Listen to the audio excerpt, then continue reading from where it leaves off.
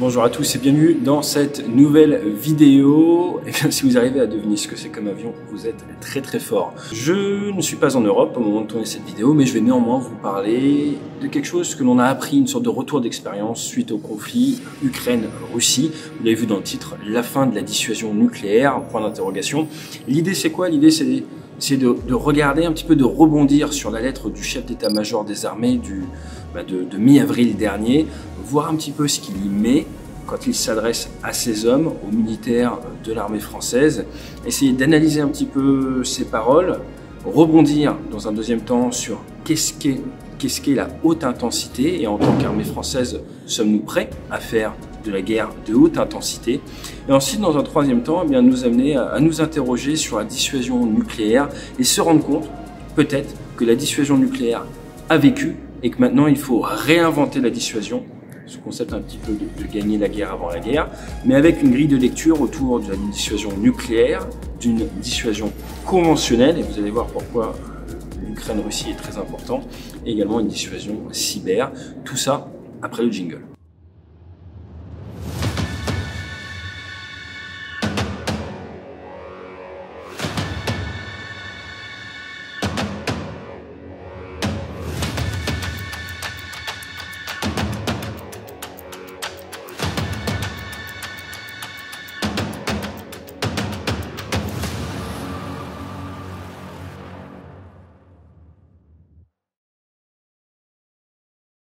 Le 22 avril 2022, le chef d'état-major des armées a publié ce document et il est sorti récemment sur Twitter, rien de secret, rien de confidentiel. Et il fait un point après 2 mois de conflit. Je vous rappelle que pour l'Occident c'est une guerre, c'est une opération spéciale au moment où je tourne cette vidéo. Nous sommes le samedi 7 mai pour les Russes. Et il stipule que les Russes ont été contraints de se retirer, que les buts politiques ont été revus à la baisse, l'opération un coup de poing a été mise en échec et qu'il y a de nombreux enseignements à partager. Donc les 3 enseignements qu'il tire qu'on peut retirer de son papier, dans un premier temps, c'est retour de la haute intensité en Europe. Il dit que ça fait 77 ans que ce n'était pas arrivé. Il dit voilà que j'étais en train de s'y préparer, qu'il faut s'y préparer, que la probabilité que ça arrive pour des militaires français, a cru et vachement augmenté, et qu'il faut donc, comme je le disais, gagner la guerre avant la guerre. C'est un petit peu le motto, la devise du chef d'état-major des armées. Donc point numéro 1, retour de la haute intensité en Europe. Point numéro 2, des confirmations. Confirmation du rôle crucial des forces morales. J'insistais au tout début de la guerre sur l'importance de l'état d'esprit, que ce soit d'un commandant de bord ou que ce soit d'un militaire, de n'importe qui, d'un sportif, l'état d'esprit est votre arme la plus précieuse.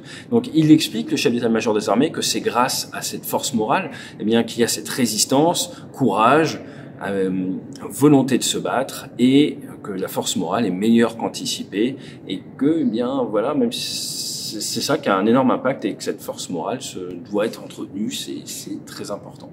Dans un troisième point, et là c'est assez intéressant, il développe un peu les notions de franchise, de loyauté, du mensonge. Il dit que les chefs militaires russes, ils ont menti aux politiques, mais ils sont mentis à eux-mêmes.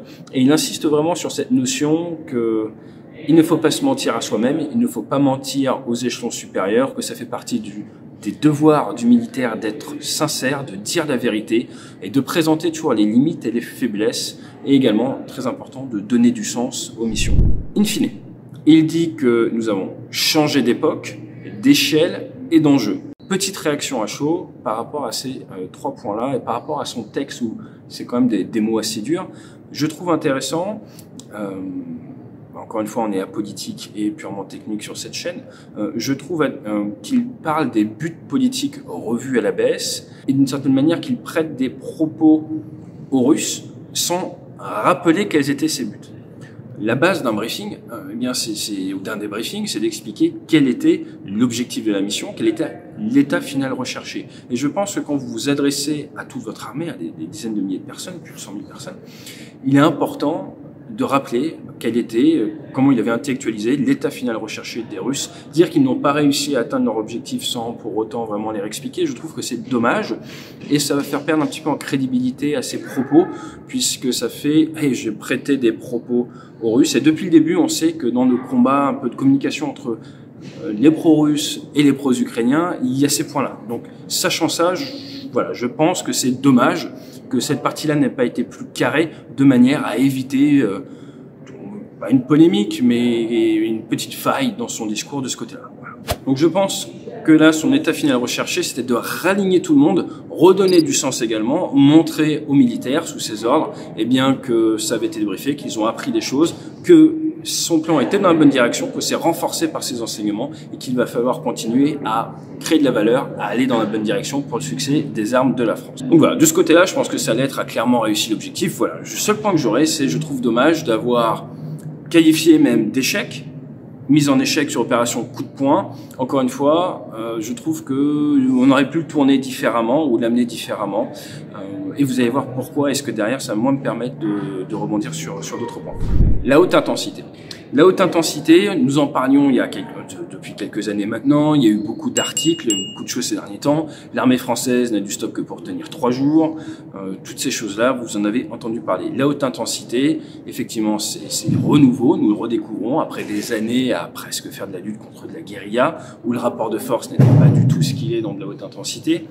Donc, pour résumer la haute intensité, je pense que le mieux, c'est de citer Mike Tyson. Je vous avais parlé du nombre de missiles disponibles en France avec les sources ouvertes, en prenant le cas de la défense dans le Pacifique. Je pense que là, ce qu'il faut vraiment intellectualiser, c'est bien que le format du corps expéditionnaire russe, la manière dont ils ont attaqué l'Ukraine, avec environ différentes sources, 120 à 160 000 hommes à peu près, on va dire 150 000 hommes, ce corps expéditionnaire, majoritairement formé de professionnels, c'est à peu près, et je dis bien à peu près, parce qu'en fait, d'un point de vue purement nombre et nombre de matériel, c'est plus que l'armée française, mais c'est un petit peu ce qu'on aurait pu mettre en œuvre l'armée française, dans l'esprit. Un groupe inférieur en nombre aux défenseurs, professionnalisé, avec du matériel de niveau hétéroclite, mais plutôt voilà, quand même de très bonne technologie.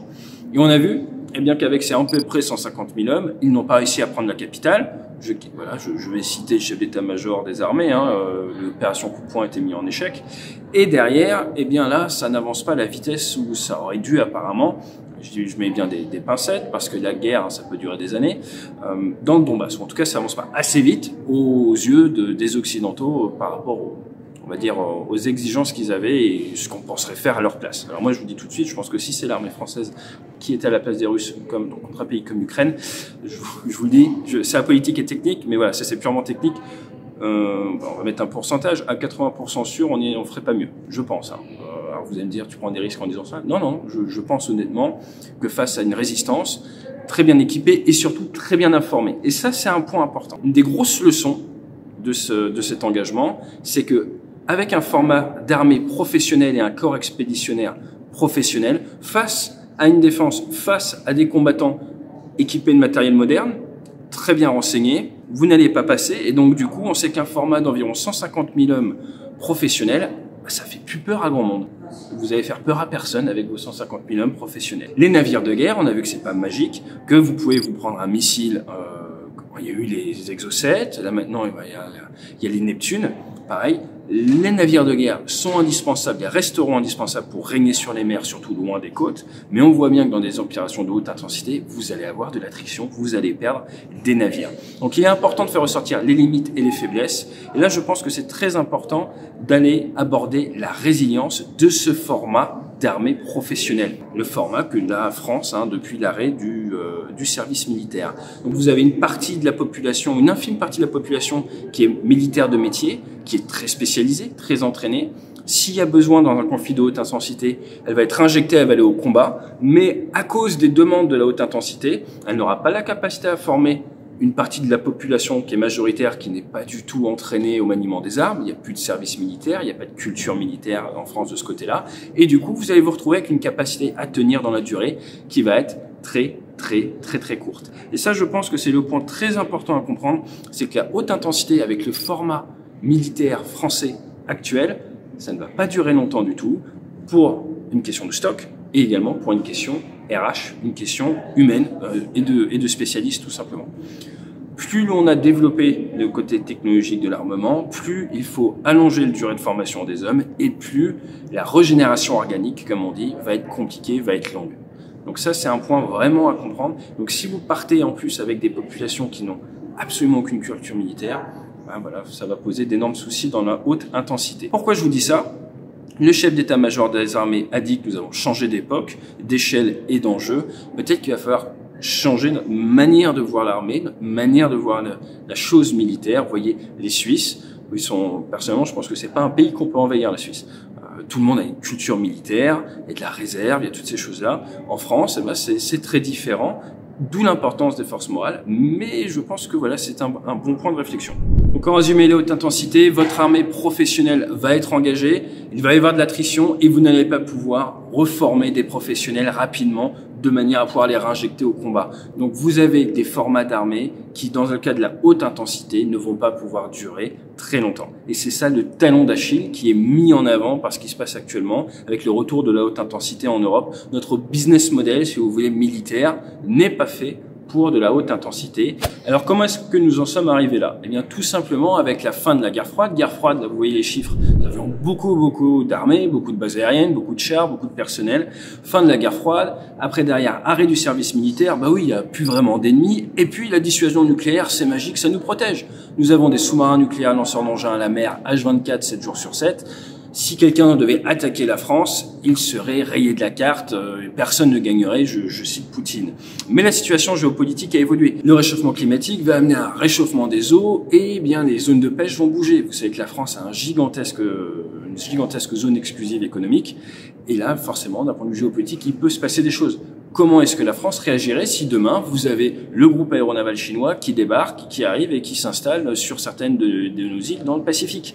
Eh bien là, ça ne sera pas une raison pour laquelle des sous-marins nucléaires lanceurs d'engins vont raser Pékin et Shanghai.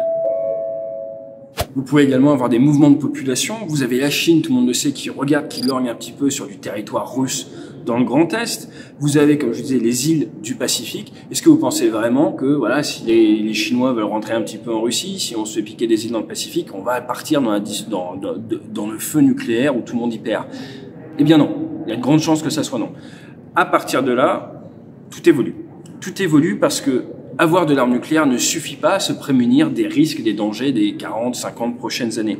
Il faut revoir son phénomène, on va dire sa manière de dissuader, sa manière de gagner la guerre avant la guerre. Vous avez le domaine cyber qui apparaît, mais je pense que là, l'enseignement majeur de l'opération coup de poing sur Kiev et ce qui se passe actuellement en Ukraine, eh bien, c'est qu'il vous faut également une force conventionnelle qui soit crédible. Et on a vu 150 000 hommes militaires de professionnels, ce n'est pas assez. Parce que maintenant, on sait que vous n'allez pas pouvoir faire grand-chose en fait face à du matériel haut de gamme. Donc il faut peut-être revoir, voire sûrement revoir notre dissuasion autour du pôle nucléaire, autour du pôle conventionnel, pas juste être capable de projeter quelques hommes, allez on va dire 30 000 hommes ou même 20 000 hommes, déjà c'est pas mal hein, pour l'armée française pendant quelques jours. Donc il faut vraiment avoir une force conventionnelle crédible de manière à pouvoir, comme on dit en Amérique du Nord, talk the talk. Do you walk the walk? En gros, tu as de la bouche, but do you walk the walk? En gros, tu parles, mais est-ce que tu as les capacités? Est-ce que tu as moyen d'être derrière? Donc, pour en revenir sur notre cœur de sujet, la fin de la dissuasion nucléaire, eh bien, moi, je pense que un des gros retours d'expérience, c'est que la dissuasion nucléaire n'est plus suffisante. Il va falloir aller avec un réarmement beaucoup plus prononcé d'un point de vue force conventionnelle pour que les gens se disent ah bah c'est bien, ils vont pouvoir tenir un peu plus que seulement 2 jours et que dans des cadres de tentatives d'annexion territoriale ou des choses comme ça, vous puissiez mettre en place une réponse qui soit crédible. Vraiment, je veux insister dessus, je pense que les game changers, comme on dit, les choses qui vraiment font rebattre les cartes, c'est le renseignement, ce sont les drones, c'est l'utilisation différente de la 3e dimension, et c'est le fait que des petites unités très bien équipées peuvent faire des frappes très ciblées. Donc pour pouvoir prendre l'avantage face à ces petits groupes ultra-mobiles, il vous faut encore plus d'hommes. Et j'insiste encore une fois, je vous en ai déjà parlé sur la chaîne, l'opération Barbarossa, Seconde Guerre mondiale, invasion des Allemands vers la Russie avec plus de 4 millions d'hommes. 4 millions d'hommes. À l'heure actuelle, voilà, on fait des combats labellisés de haute intensité, c'est 150 000 hommes contre à peu près 200 000 hommes. Donc dites-vous bien que là on parle de haute intensité, mais nous sommes encore très loin de ce que notre vieux continent a pu connaître. Donc c'est très important de comprendre, si demain on devait mobiliser 3-4 millions de personnes en France, c'est hypothétique, hein, je suis pas là pour vous faire peur, mais je veux que vous compreniez l'idée générale, eh bien combien de temps nous faudrait-il pour les rendre aptes à mettre en œuvre efficacement de l'armement. Je vous en ai déjà parlé sur cette chaîne. Les pilotes japonais, Seconde Guerre mondiale dans le Pacifique, étaient très bons au début. Après, derrière, ils se sont mis à manquer de main-d'œuvre. Hein. Ce fameux, voilà, il y a eu de l'attrition et tous leurs pilotes expérimentés sont morts au combat ou ont été faits prisonniers. Et bien là, on n'a plus le temps de bien former. On envoie des pilotes qui ont très peu d'expérience. Et là, c'est un massacre. C'est un massacre parce qu'en face, ils ont continué. Ils ont un grand pays. Ils ont pu continuer à fabriquer du pilote efficace. Et vous avez le tir au pigeon des Mariannes où ça a été voilà, vraiment un grand tournant pour la guerre du Pacifique.